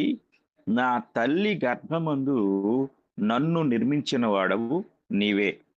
నీవు నన్ను కలుగు చేసిన విధము చూడక భయమును ఆశ్చర్యమును నాకు పుట్టుచున్నవి. అందును బట్టి నేను నీకు కృతజ్ఞతాస్తుతులు చెల్లించుచున్నాను. నీ కార్యములు ఆశ్చర్యకరములు. ఆ సంగతి నాకు బాగుగా తెలిసి ఉన్నది. కనుక ఈ యొక్క వచనాలు గమనిస్తే 15 వచనం కూడా చదువుకుందాం. నేను రహస్యమందు పుట్టిన నాడు భూమి యొక్క అగాధ స్థలములలో విచిత్రముగా నిర్మింపబడిన నాడు నాకు కలిగిన ఎముకలను నీకు మరుగై ఉండలేదు. ఇక్కడ మనం ఈ వచనంలో విచిత్రముగా నిర్మింపబడిన నాడు అన్నాడు. అంటే మానవ నిర్మాణము ఒక విచిత్రమైనది, అద్భుతమైనది. ఇది మానవుని మీద జరిగే పరిశోధనలు ఈరోజు ఎంతో గొప్పగా జరుగుతూ ఉన్నాయి. కానీ ఈ పరిశోధనలు మనం ఆలోచించినట్లయితే ఇప్పటికీ జరుగుతూ ఉన్నప్పటికీ ఎప్పటికీ కూడా మానవుని గూర్చిన పరిపూర్ణమైన గ్రహింపును ఈ విశ్వం ఉన్నంత వరకు కూడా మానవుడు పరిపూర్ణంగా ఎరగలేడు. మానవ జ్ఞానముతో తనకు తెలిసినంత వరకు పరిశోధిస్తూ ఉన్నప్పటికీ కూడా అది ఆశ్చర్యంగా అనిపిస్తూ ఉంటుంది. ఇక్కడ కీర్తనాకారుడు ఎప్పుడూ చెప్పాడు, నీవు నన్ను కలుగు చేసిన విధము చూడగా భయమును ఆశ్చర్యమును నాకు పుట్టుచున్నవి. కనుక భయము ఆశ్చర్యము, నీ కార్యములు ఆశ్చర్యకరములు. అనగా కార్యము అంటే ఇక్కడ దేవుని యొక్క పని, అంటే మానవుని సృజించటంలో దేవుడు అనుసరించిన విధానం అనేది, ఆయన యొక్క మహాజ్ఞానం అనేది మానవ ఊహకు జ్ఞానమునకు అందనంత గొప్పదిగా ఇక్కడ మనం చూస్తా ఉన్నాం. కనుక ఈ విషయాలన్నింటినీ మనం పరిశీలించినట్లయితే ఈ యొక్క ఆర్గ్యుమెంట్, అంటే ఈ ఆంథ్రోపోలాజికల్ ఆర్గ్యుమెంట్, అంటే మానవ నిర్మాణము, మానవ దేహము, మానవుని యొక్క డిజైన్, అలాగే మానవునిలో ఉన్న ఈ యొక్క భాగాలు, అంటే బయటికి కనిపించే ఈ యొక్క దేహము లేక శరీర నిర్మాణము, అలాగే మానవుని యొక్క మనస్సు, మేధస్సు, అలాగే మానవునిలో ఉన్న ఆత్మ, ఏ ప్రాణిలో లేని ఆత్మ మనము గమనించినట్లయితే ఇదంతా కూడా ఒక అద్భుతమైన డిజైన్. కనుక దేవుడు ఉన్నాడు అని మనము నమ్మటానికి సృష్టిని లేక సృష్టిలోని డిజైన్ని నాకు అంత జ్ఞానం లేదు, అంత టైం లేదు అనుకుంటే, తీరికగా మనల్ని గూర్చి మనం ఆలోచించడం మొదలు పెడితే మనకొక నిర్మాణకుడు ఉన్నాడు. ఆ నిర్మాణకుడు ఎంతో గొప్పవాడు, ఎంతో జ్ఞానవంతుడు, ఆయన మహోన్నతుడు, ఆయన సర్వశక్తిమంతుడు. కనుక ఆయన యొక్క మహాజ్ఞానము మనల్ని నిర్మించింది లేక సృజించింది, తయారు చేసింది అని మనం తెలుసుకోగలం. కనుక మనం జాగ్రత్తగా గమనించాలి. మనము ఈ విషయాలను ధ్యానిస్తూ ఉండగా మనకు అద్భుతమైన సత్యాలు మనకు తెలియచేయబడుతూ ఉంటాయి. అపోస్తుల కార్యముల గ్రంథము మనం చదువుకున్నట్లయితే 17వ అధ్యాయం, అపోస్తుల కార్యముల గ్రంథము 17వ అధ్యాయంలో పౌలు గారు ఆయన మాట్లాడుతున్న మాటలు మనం జాగ్రత్తగా గమనించినట్లయితే 25వ వచనాన్ని మనం ఇక్కడ చదువుకుందాము. 25వ వచనం, ఆయన అందరికిని జీవమును ఊపిరిని సమస్తమును దయచేయువాడు కనుక తనకు ఏదైనాను కొదువు ఉన్నట్టు మనుషుల చేతులతో సేవింపబడువాడు కాడు. మరియు యావత్ భూమి మీద కాపురముండుటకు ఆయన ఒకని నుండి ప్రతి జాతి మనుషులను సృష్టించి, వారు ఒకవేళ దేవునిని తడవులాడి కనుగొందురేమో అని తన్ను వెదకు నిమిత్తము నిర్ణయ కాలమును వారి నివాస స్థలము యొక్క పొలిమేరలను ఏర్పరచెను. ఆయన మనలో ఎవనికిని దూరముగా ఉండువాడు కాడు. మనం ఆయన యందు బ్రతుకుచున్నాము, చలించుచున్నాము, ఉనికి కలిగి ఉన్నాము. అటువలే మనం ఆయన సంతానమని మీ కవీశ్వరులలో కొందరును చెప్పుచున్నారు. కనుక ఈ ఈ వచనాలు మనం ఆలోచిస్తే మన ఉనికికి మూలము దేవుని యొక్క ఉనికి. దేవుని ఉనికి లేకుండా మానవ ఉనికి లేదు, సృష్టి ఉనికి లేదు, దేని ఉనికి కూడా లేదు.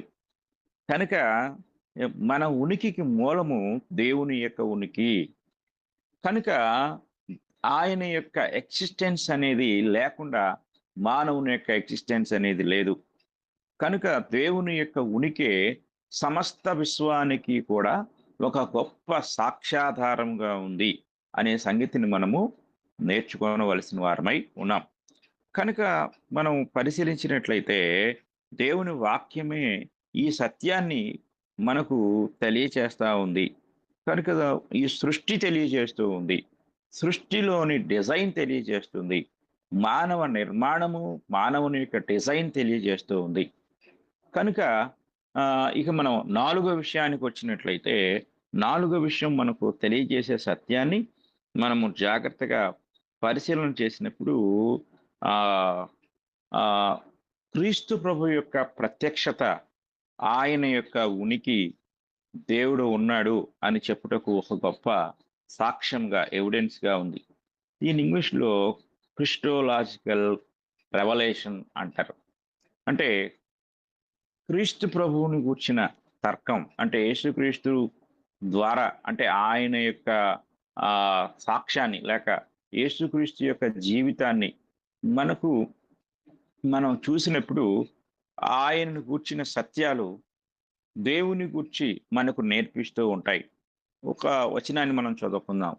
యోహాను సువార్త నుండి ఒక వచనాన్ని చదువుకుంటే 1వ అధ్యాయం, యోహాను సువార్త 1వ అధ్యాయము 18వ వచనాన్ని మనం చదువుకుందాం.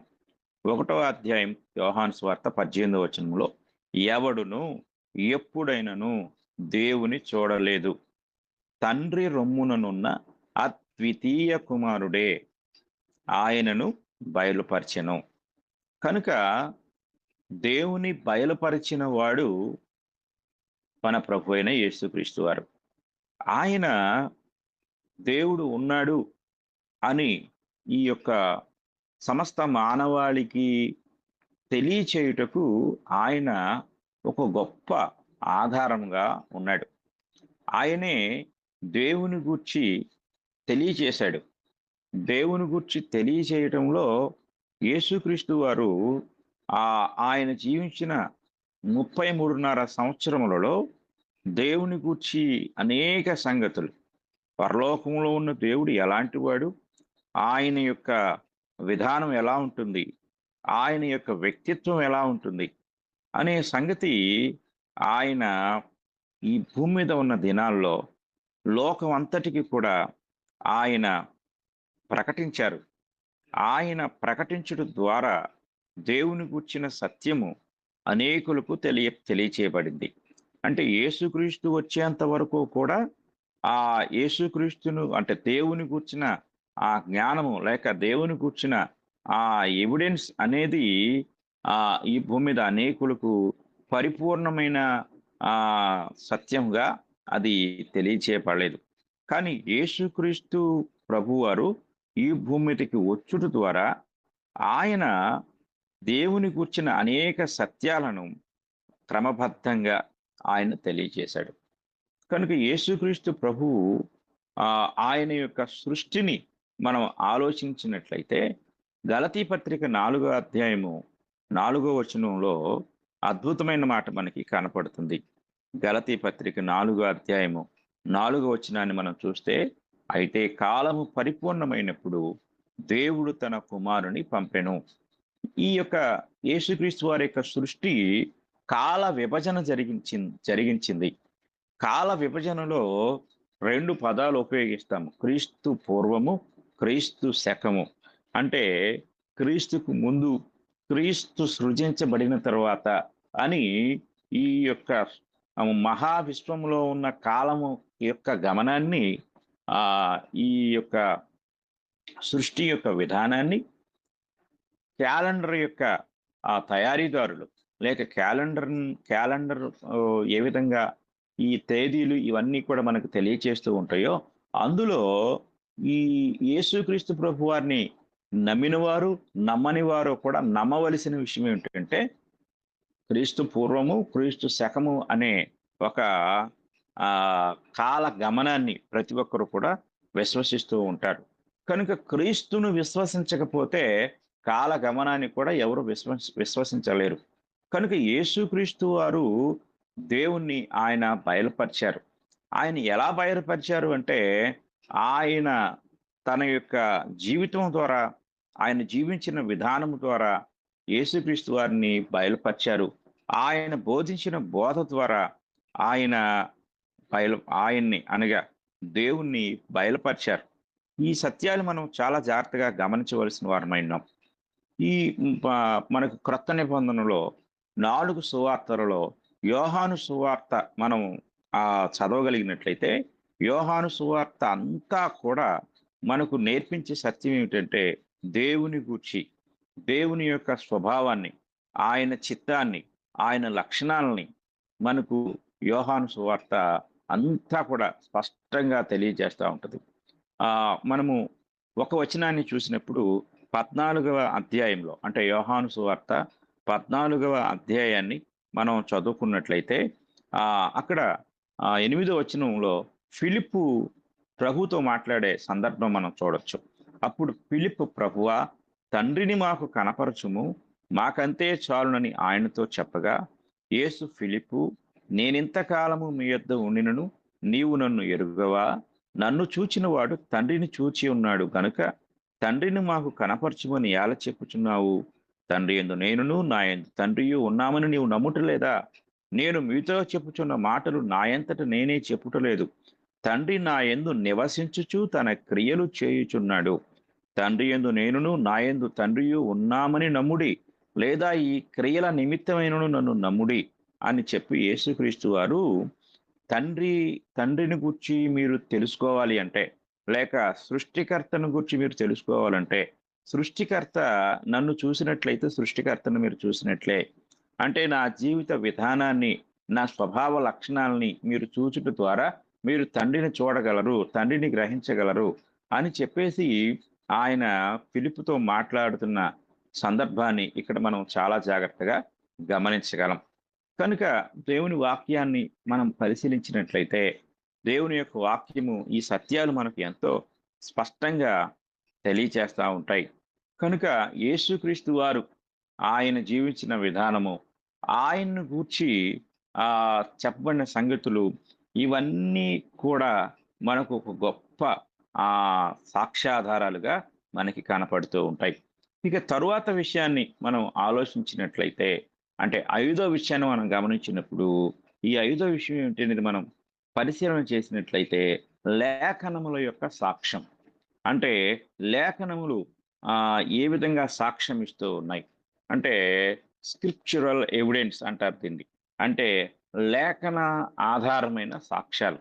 లేఖనాలు యేసుక్రీస్తు వారిని గూర్చి, అలాగే తండ్రైన దేవుని గూర్చి, లేక ఈ సృష్టిని గూర్చి అవి గొప్ప సాక్ష్యంగా మనకు ఉన్నాయి. కనుక లేఖనములే మనకు ఒక గొప్ప అద్భుతమైన సాక్ష్యాలు.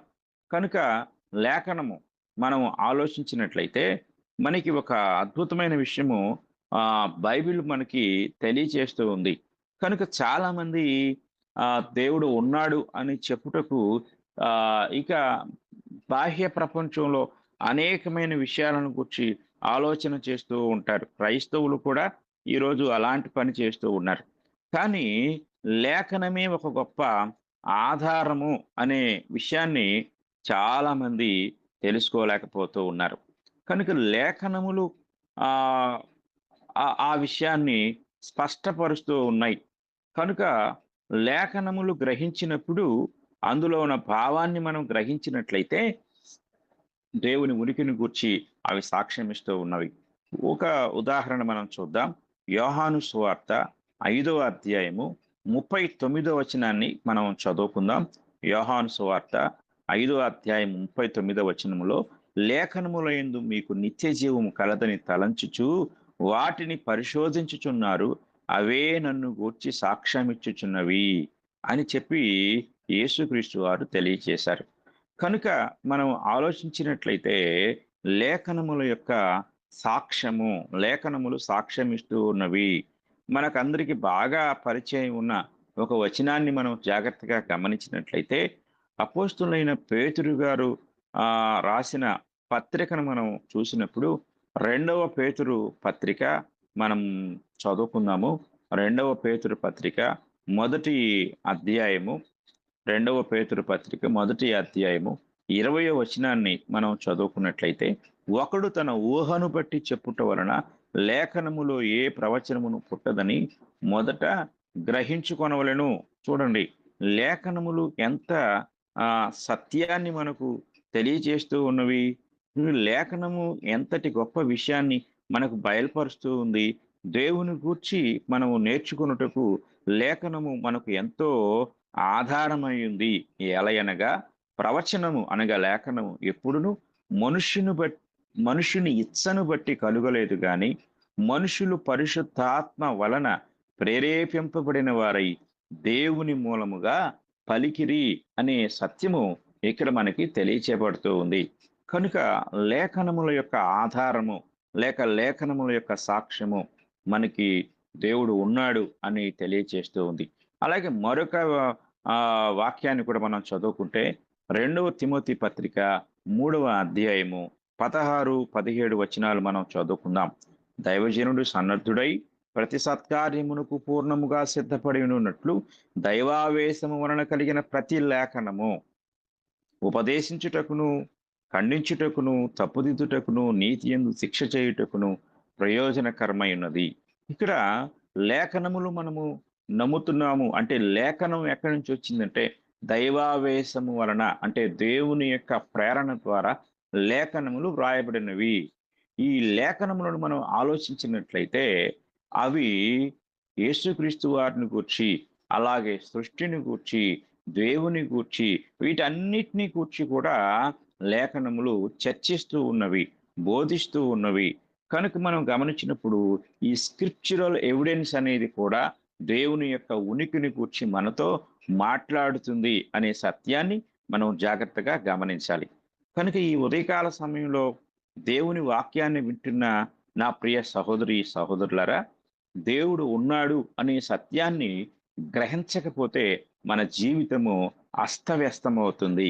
దేవుడు ఉన్నాడు అనే సత్యాన్ని ఎరగని మానవుని యొక్క జీవితం ఎలా ఉంటుంది అంటే, కీర్తనల గ్రంథము 14వ అధ్యాయము 1వ వచనంలో అక్కడ ఈ మాట రాయబడి ఉంది. దేవుడు లేడని బుద్ధిహీనులు తమ హృదయములో అనుకొందురు, వారు చెడిపోయిన వారు అసహ్య కార్యములు చేయుదురు, మేలు చేయువాడు ఒకడును లేడు.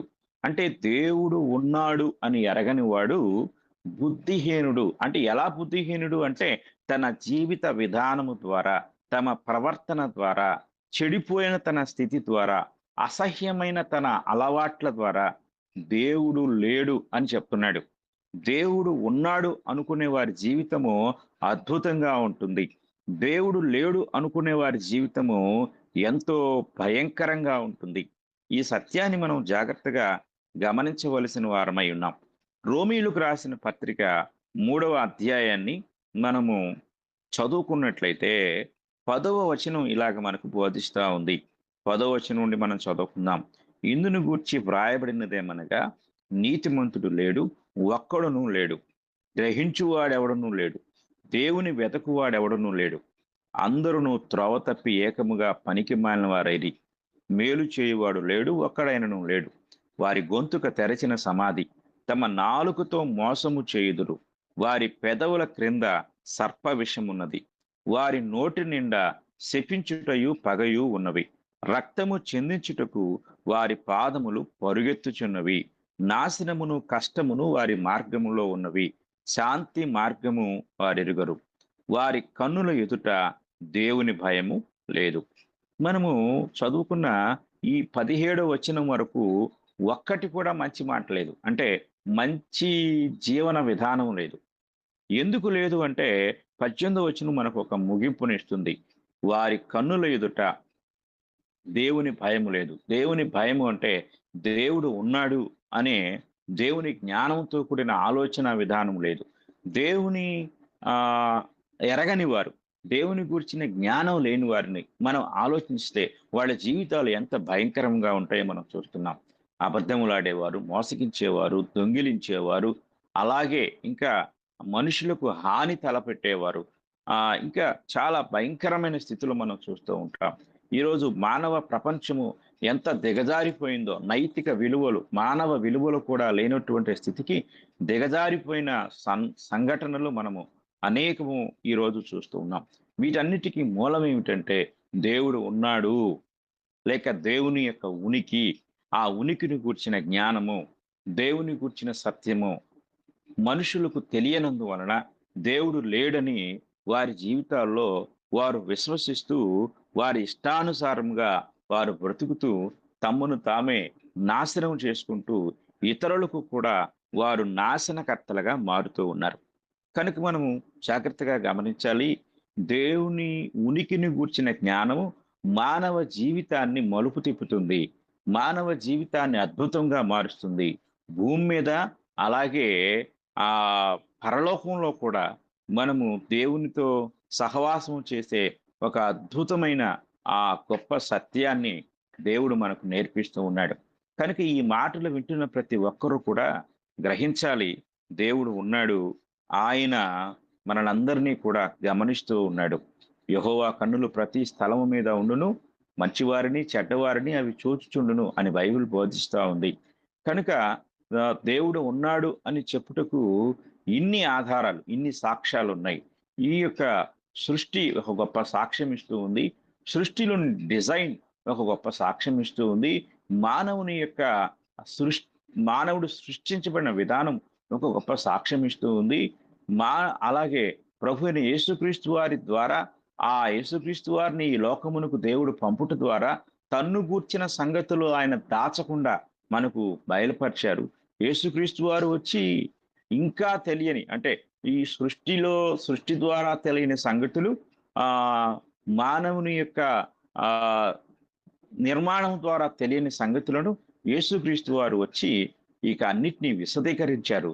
ఇక యేసుక్రీస్తు వారిని కూర్చి కూడా మనం తెలుసుకోవాలి అంటే ఇక మనం బైబిల్ దగ్గరకు వచ్చి బైబిల్ చదువుట ద్వారా మనము పరిపూర్ణమైన దేవుని యొక్క ఉనికిని గూర్చి నేర్చుకోగలం. కనుక ఈరోజు ఈ వాక్యం వింటున్న మీరు అందరూ కూడా దేవుని వాక్యాన్ని చదువుట ద్వారా ఇప్పుడు మనం చెప్పుకున్న సంగతులన్నిటి ద్వారా దేవుడు ఉన్నాడు, ఒకానొక దినాన ఆయన ఈ సృష్టికి తీర్పు తీర్చబోతున్నాడు, కనుక అది ఎంతో భయంకరమైన దినము. కనుక వాక్యం వింటున్న ప్రతి ఒక్కరూ కూడా ఇట్టి గొప్ప సత్యాన్ని తెలుసుకుని దేవునికి భయపడుతూ మారు మనసు పొందవలసిందిగా దేవుని వాక్యం తెలియజేస్తుంది. ఎందుకంటే అపోస్తుల కార్యముల గ్రంథం 17వ అధ్యాయం 30వ వచనంలో ఆ అజ్ఞాన కాలములను దేవుడు చూచి చూడనట్టుగా ఉండెను, ఇప్పుడైతే అంతటను అందరును మారు మనసు పొందవలనని మనుషులకు ఆజ్ఞాపించుచున్నాడు. ఎందుకనగా తాను నియమించిన మనుషుని చేత నీతిని అనుసరించి భూలోకమునకు తీర్పు తీర్చబోయేడి ఒక దినమును నిర్ణయించి ఉన్నాడు. మృతుల్లో నుండి ఆయనను లేపినందున దీని నమ్ముటకు అందరికీ ఆధారము కలుగు చేసి ఉన్నాడు. ఇప్పటి వరకు మనం విన్న ఈ అద్భుతమైన సంగతులన్నిటికీ ఆధారము ఆయన కలుగు చేసి ఉన్నాడు, దాని నమ్ముటకు ఆధారం కలుగు చేసి ఉన్నాడు. కనుక ఇంకా ఎవరైనా దేవుడు లేడు అని అలాంటి జీవితాన్ని జీవిస్తూ ఉంటే, దేవుడు లేడనే ఆలోచన విధానాన్ని కలిగి ఉంటే అది మీ జీవితాన్ని ఎంత నాశనం చేస్తుందో, ఎంత భ్రష్టత్వంలోనికి నడిపిస్తుందో గ్రహించండి, గమనించండి. కనుక దేవుడు ఉన్నాడని ఇన్ని సాక్ష్యాలు ఉన్నాయి. ఈ సాక్ష్యాలన్నీ దేవుని ఉనికిని రుజువుపరుస్తూ ఉన్నాయి. ఈ సాక్ష్యాలను మీరు నమ్మినట్లయితే, బైబిల్ వద్దకు వచ్చినట్లయితే, మీ కొరకు ప్రాణం పెట్టిన యేసుక్రీస్తు వారి ద్వారా మీకు రక్షణను దేవుడు ఉచితంగా అనుగ్రహించబోతున్నారు. కనుక ఈ సత్యాన్ని ప్రతి ఒక్కరు కూడా గ్రహించాలని, గమనించాలని, విశ్వసించాలని, అంగీకరించాలని ప్రేమపూర్వకంగా నేను కోరుకుంటూ ఈ మాటలను ముగిస్తూ ఉన్నాను. ఇంతవరకు కూడా చక్కగా విన్న ప్రతి ఒక్కరికి కూడా నా హృదయపూర్వక వందనములు తెలియజేస్తూ ఉన్నాను. ఇప్పటి వరకు చక్కగా దేవుని యొక్క వాక్యము బోధించి దేవుడు ఉన్నాడు అనేటువంటి సత్యాన్ని ఆ యొక్క లేఖనాల ద్వారా తెలియజేసినటువంటి సహోదరులు దేవకిరణ్ గారికి వందనములు తెలియజేస్తూ ముగింపు ప్రార్థన చేయవలసిందిగా కోరుకుంటున్నాం.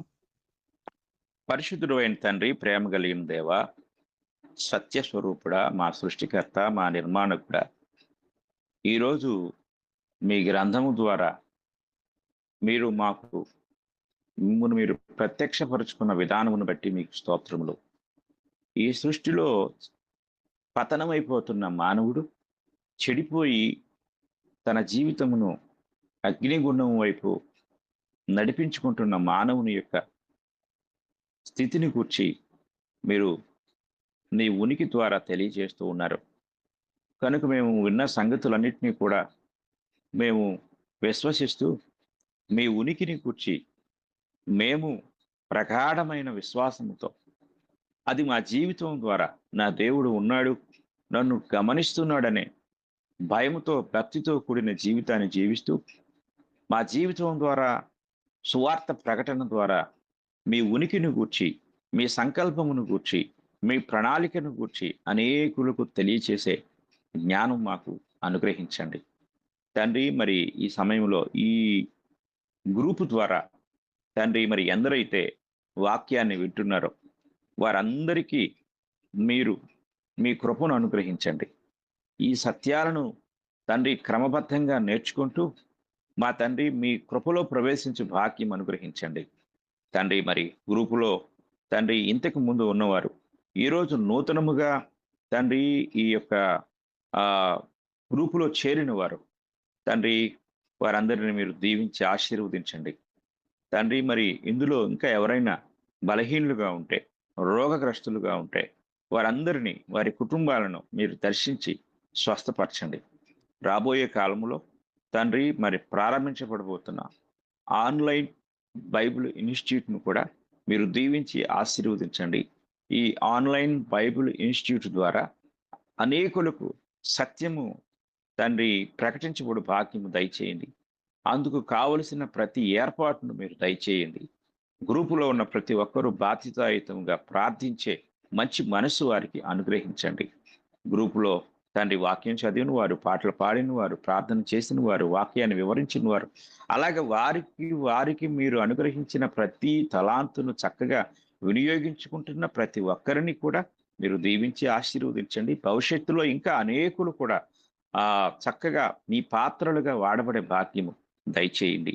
మా సహోదరుల యొక్క ప్రతి అవసరతను మీరు తీర్చి, ప్రతి లోపమును సరిచేసి, రాబోయే మా ప్రభు అయిన యేసుక్రీస్తు వారి యొక్క రాకడకు మమ్మల్ని మీరు సిద్ధపరచమని వేడుకుంటూ, ఈ కార్యక్రమం అంతటిని నిర్వహిస్తూ మమ్మల్ని అందరినీ కూడా మేలుకొల్పుతూ ముందుకు నడిపిస్తున్న తండ్రి, మరి మా ప్రియ సహోదరులు రవి గారిని, వారి కుటుంబమును మీరు దీవించి ఆశీర్వదించమని ఈ ప్రార్థన మా ప్రభు అయిన యేసుక్రీస్తు వారి పరిశుద్ధ నామములో అడిగి వేడుకుంటున్నాము తండ్రి. ఆమేన్.